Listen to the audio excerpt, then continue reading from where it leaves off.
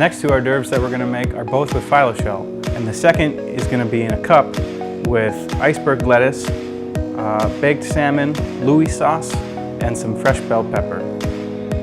Start off by taking some butter and clarifying it by putting it in a small saucepan and allowing it to melt down until all the butter solids are at the bottom of the pan and the oil's at the top.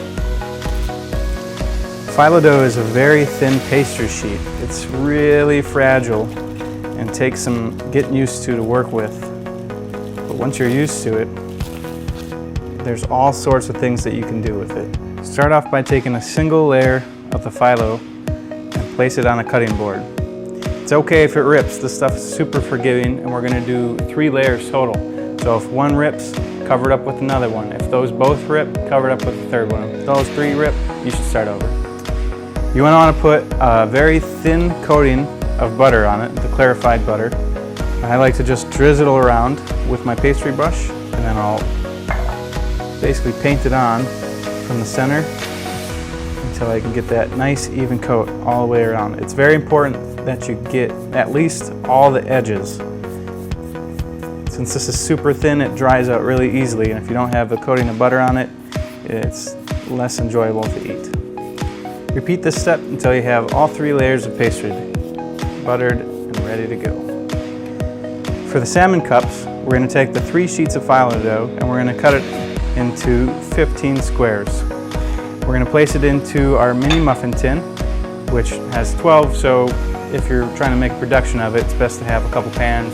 And it's really easy to knock out 60, 72, 84 of these cups in a short matter of time once you get your production going. Using the tip of a knife, run it as flat as you can, not to drag the phyllo, but just to cut it just a little bit.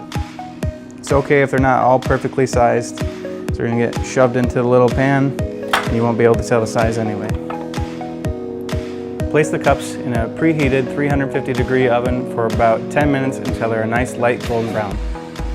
Take your salmon, give it a nice light coating of olive oil and some salt and pepper for seasoning, and then bake it off in the oven for about 12 to 15 minutes until you can see the white protein start to ooze out the sides of it. That's how you know it's perfectly cooked. You can also touch the center. If it gives it a nice spring, it's also done. Let it cool down, and then once you can touch it without burning your hand, fluff it with a fork. To make the Louis sauce, it's really simple. Take some mayonnaise and some cocktail sauce, mix it together, and then season it with a little bit of salt and pepper. That's my shortcut version. There's more in-depth versions that you can make, but I think this is just fine. This is a classic cut called a chiffonade, and works great for anything that's leafy, whether it be lettuce or fresh herbs or whatnot. You roll it up, and then you can do nice thin slices to get a nice shredded lettuce. Great for tacos as well. For production, we're going to take the little phyllo cups, add just a little bit of our shredded lettuce right into the bottom of the cup. Top the lettuce with a nice helping of the salmon.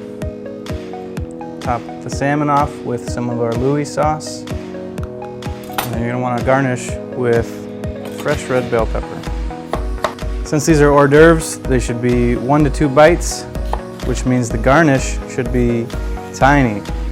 Throw a couple of the red bell pepper cubes right on top for some color, and it's ready to go. That's it for our 3 hors d'oeuvres. We have petite phyllo shells with salmon and Louis sauce, spanakopita with spinach and artichoke and bacon, and then meringue cookies for dessert. I hope you enjoy. See you next time on What's Cookin'.